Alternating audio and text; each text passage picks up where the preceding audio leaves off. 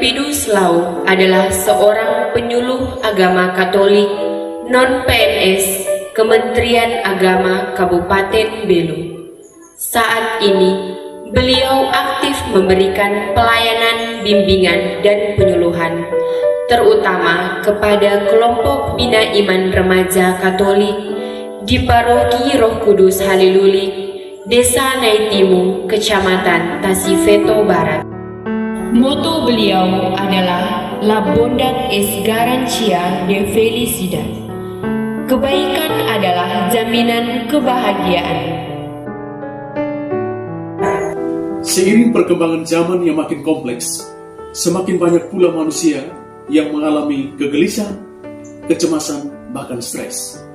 Sekian sering, kecemasan atau kegelisahan atau bahkan stres datang dari para remaja yang notabene belum matang secara emosional. Di wilayah tapal batas ini, saya menemukan ada banyak anak-anak remaja yang mengalami gangguan psikis, tertekan oleh perasaan-perasaan negatif seperti rasa takut, cemas, gelisah, kurang percaya diri, minder, dan sebagainya.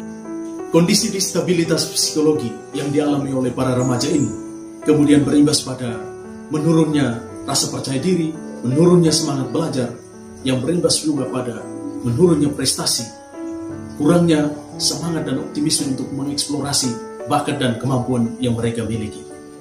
Melihat kondisi ini, saya merasa terpanggil untuk membimbing para remaja ini. Karena itu saya coba mengkombinasikan pendekatan keagamaan dan metode behavioral cognitive therapy atau terapi perilaku kognitif. Hari ini saya akan melakukan penyuluhan dan bimbingan kepada kelompok bina iman remaja Katolik di Paroki Roh Kudus Halilulik, Desa Naitimu.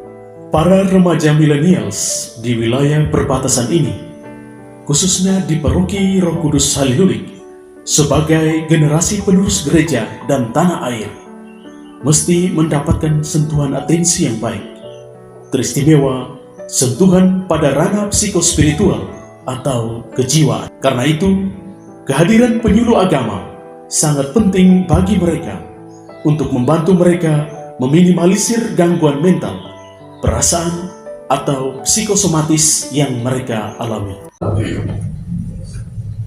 Dengan membaca teks kitab suci Injil Matius bab 5 ayat 1 sampai 12. Kalangan Bapa, di sebelah kiri saya baca ayat Ganjil, sebelah kanan khotbah di bukit. Ketika Yesus melihat orang itu, naiklah dia ke atas bukit, dan setelah ia duduk, datanglah murid-muridnya kepadanya. Maka Yesus pun mulai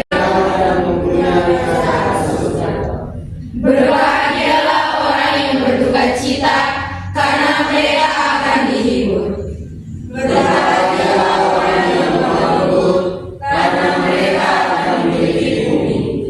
Berbahagialah orang yang lapar dan haus akan kebenaran, karena mereka akan dipuaskan. Ada beberapa tahapan dalam terapi perilaku kognitif ini. Pertama, asesmen dan diagnosa.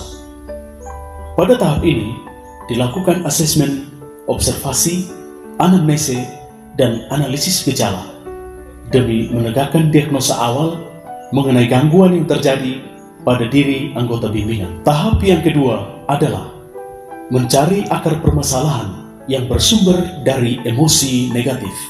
Tahap yang ketiga adalah menyusun rencana intervensi dengan memberikan konsekuensi positif ataupun konsekuensi negatif kepada anggota bimbingan. Tahap yang keempat adalah formulasi status, fokus terapi, dan intervensi tingkah laku. Pada tahap ini dilakukan formulasi status yang menekankan pada kemajuan dan perkembangan terapi dengan memberikan dukungan dan semangat kepada kemajuan yang dicapai. Tahap yang kelima adalah pencegahan relapse dan training self-help. Pada tahap ini, diharapkan anggota bimbingan sudah memiliki pengalaman yang lebih mendalam tentang cognitive behavior dan bagaimana manfaat langsung dari hipnoterapi, serta pentingnya melakukan keterampilan auto-hipnos untuk mencegah relapse atau kembalinya gejala gangguan. Di dalam diri remaja, sebagai generasi pewaris masa depan gereja dan bangsa, mesti ditumbuhkan optimisme dan harapan yang besar.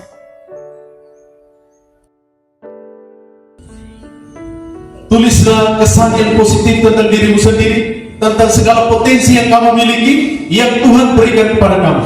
Kalian semua adalah pribadi-pribadi yang unik yang Tuhan ciptakan dengan segala kekuatan dan kelebihan yang Dia tempatkan di dalam diri kamu. Karena itu, jangan menjustifikasi diri, jangan melihat diri, memberikan gambaran yang buruk tentang diri sendiri, berlebihan, dan akhirnya kamu tenggelam di dalam pandangan yang negatif tentang diri sendiri. Saat ini, tulislah, refleksikanlah bahwa Tuhan mencintaimu, Tuhan menyayangi kamu. Karena itu, kamu harus bangkit, tinggalkan pengalaman masa lalu yang mungkin ada yang mengajal, membuat kamu tersesat, dan juga tidak bisa berbuat apa-apa. Lihat dan gali potensi-potensi yang kamu miliki. Ada beberapa teknik yang dapat digunakan dalam proses terapi perilaku kognitif. Yang pertama, self-talk. Self-talk adalah percakapan yang membangkitkan semangat yang bertujuan untuk mengembangkan antusiasme dan keberanian remaja. Self-talk merupakan keterampilan yang sangat penting bagi remaja untuk belajar menghadapi pikiran dan keyakinan yang irasional dan membentuk pikiran yang sehat. Kedua adalah teknik reframing. Teknik reframing adalah mengambil suatu masalah dan menyajikannya dengan cara yang baru, dengan harapan remaja dapat mengatasinya dengan cara yang lebih baik dan positif. Reframing di sini bertujuan untuk menghasilkan pemikiran dan tanggapan yang tepat, yang relevan dengan situasi saat ini dan fokus pada solusi.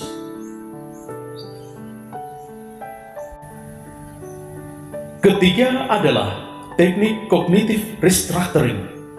Teknik ini bertujuan untuk meningkatkan respon emosional remaja dengan memikirkan kembali pemikirannya.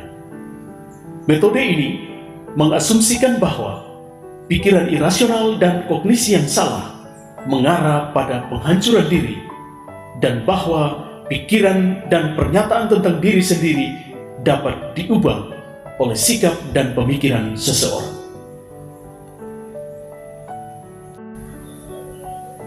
Keempat adalah teknik self-control procedures. Teknik ini bertujuan untuk memberi remaja kendali atas diri mereka sendiri. Langkah ini meminta remaja untuk mengamati kebiasaan, menetapkan tujuan yang ingin dicapai, dan melaksanakan terapi. Dan yang kelima adalah teknik contingency contraction. Teknik ini lebih menekankan pada behavioral, yaitu dengan memberikan hadiah atau reward untuk perilaku yang baik atau yang diinginkan, dan hukuman untuk perilaku yang tidak diinginkan. Cognitive behavioral therapy merupakan psikoterapi yang menggabungkan antara terapi perilaku dan terapi kognitif yang didasarkan pada asumsi bahwa perilaku manusia secara bersama dipengaruhi oleh pemikiran, perasaan, proses fisiologis, serta konsekuensinya pada perilaku.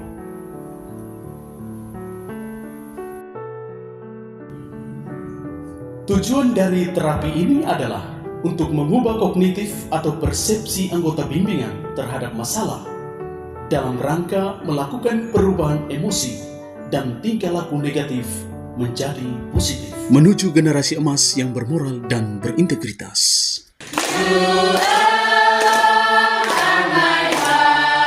Desire and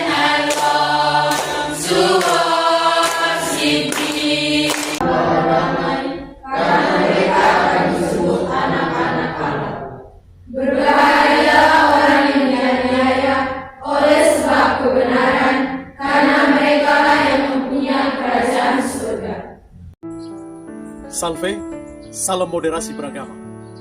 Saya baru selesai melaksanakan kegiatan penyuluhan dan bimbingan untuk kelompok bina iman remaja Katolik Paroki Roh Kudus Halilulik dengan pendekatan keagamaan dan teknik atau metode kognitif behavioral therapy. Semoga kegiatan ini bermakna, bermanfaat bagi para remaja yang saya bimbing dan juga menginspirasi kita semua. Terima kasih. Salve. Saya Mada Seran. Saya adalah salah satu anggota kelompok Bina Iman Remaja Katolik Paroki Roh Kudus Halilulik Keuskupan Atambua. Saya sangat berterima kasih kepada Pak LP yang sudah memberikan bimbingan kepada kami melalui terapi perilaku kognitif. Saya yang dulunya minder dan kurang percaya diri, sekarang lebih percaya diri. Saya sangat suka menari, tapi karena saya minder dan kurang percaya diri sehingga saya jadi pemalu. Dan setelah mengikuti bimbingan tersebut, saya lebih percaya diri dan berani untuk tampil di depan. Dan sekarang saya sering dipilih oleh teman-teman maupun mewakili sekolah untuk mengikuti festival daerah ataupun tarian daerah. Saya secara pribadi sangat mengharapkan agar terapi perilaku ini sering diberikan kepada kami dan juga bagi teman-teman generasi muda yang lain yang ada di wilayah perbatasan ini agar mereka boleh mendapatkan pembinaan karakter dan mental yang positif bagi masa depan mereka. Sekali lagi saya sangat bersyukur dan berterima kasih kepada PLP karena dengan mengikuti terapi tersebut sepertinya saya menemukan jati diri saya. Saya Pastor Hendrik Saleh Projo merasa sangat bangga dan mengapresiasi yang tinggi kepada Bapak Elpidus Lau, penyuluh agama Katolik dalam wilayah Paroki Roh Kudus Halilulik yang telah melakukan kegiatan inovasi penyuluhan dengan mengkolaborasi pendekatan keagamaan dan terapi perilaku kognitif bagi kelompok Bina Iman Remaja Katolik dalam wilayah Paroki Roh Kudus Halilulik. Kegiatan ini sangat penting untuk membina dan membentuk karakter, integritas, moralitas remaja Paroki Roh Kudus Halilulik. Kegiatan ini berkaitan erat dengan visi misi Keuskupan Atambua, yaitu umat Allah Keuskupan Atambua makin cerdas dan sejahtera dalam semangat sinodalitas yang salah satu misinya yang berkaitan dengan kegiatan penyuluhan ini yaitu meningkatkan pendidikan iman dan kecerdasan manusiawi dalam lingkup keluarga, sekolah, dan masyarakat. Para penyuluh agama Katolik, terutama Bapak Elpidus Lau bersama teman-temannya, bekerja keras, bekerja dengan hati, bekerja dengan dedikasi dan loyalitas yang tinggi di tengah-tengah keterbatasan dalam menghadapi tantangan-tantangan politik, tantangan sosial budaya kemasyarakatan yang sering terjadi kesenjangan yang menghambat perkembangan kemajuan para remaja kita menuju generasi emas di tahun 2045 sesuai dengan cita-cita bangsa dan negara kita. Saya Romo Yuris Samuel Giri, Ketua Komisi Kepemudaan Keuskupan Atambua, memberi apresiasi dan profisiat yang sedalam-dalamnya kepada saudara kami Pak Elpidus Lau Esfil, penyuluh agama Katolik non-PNS pada Kementerian Agama Kabupaten Belu, yang memberikan penyuluhan dengan sangat kreatif dan cerdas, yang melakukan penyuluhan agama Katolik dengan inovasi, mengkolaborasikan pendekatan kognitif kepada bina iman remaja di Paroki Roh Kudus Halilulik. Saudara kami Elpidus Lau dikenal di kalangan orang muda, terlebih di kalangan penyuluh agama Katolik non-PNS, sebagai pribadi yang sangat kreatif dan sangat inovatif. Semoga dengan perhatian kami dan dukungan kami, Pak Elpidus Lau semakin bertumbuh dan berkembang dan semakin menjadi berkat di mana dia menjadi penyuluh agama, di mana dia berada. Maju terus saudaraku Elpidus Lau. Salam. Salam sejahtera, salve untuk kita semua. Saya Fidelis Heran, SAG, MM, selaku Kepala Kantor Kementerian Agama Kabupaten Belu, mengucapkan profesiat dan apresiasi yang tinggi kepada Pak Elpidus Lau SPil sebagai penyuluh agama Katolik non-PNS yang sangat kreatif dan berbakat, di mana ia telah melakukan inovasi penyuluhan dengan mengkolaborasikan pendekatan keagamaan dan terapi perilaku kognitif kepada kelompok bina iman remaja Katolik Paroki Roh Kudus Halilulik. Kegiatan inovasi yang dilakukan oleh Pak Elpidus dengan mengkombinasikan pendekatan keagamaan dan pendekatan keilmuan, khususnya terapi perilaku kognitif, sungguh sangat penting dan bermanfaat untuk membina mental, karakter, moralitas, dan integritas generasi muda di wilayah tapal batas ini dalam rangka menyambut generasi emas 2045 yang merupakan generasi pewaris kehormatan bangsa dan gereja. Pak Elpidus adalah seorang penyuluh muda yang cerdas, berbakat, serta memiliki dedikasi dan loyalitas yang tinggi dalam melaksanakan tugas kepenyuluhannya di wilayah tapal batas ini. Karena itu, kami sangat mendukung Pak Elpidus Lau SPil untuk semangat mengikuti lomba pemilihan penyuluh agama Katolik teladan tingkat nasional mewakili Kabupaten Belu, Provinsi NTT. Semoga sukses, Tuhan memberkati. Kami kelompok Bina Iman Remaja Katolik Paroki Roh Kudus Halilulik mendukung Pak Elpidus Lau SPil mengikuti lomba penyuluh agama Katolik teladan non-PNS tingkat nasional.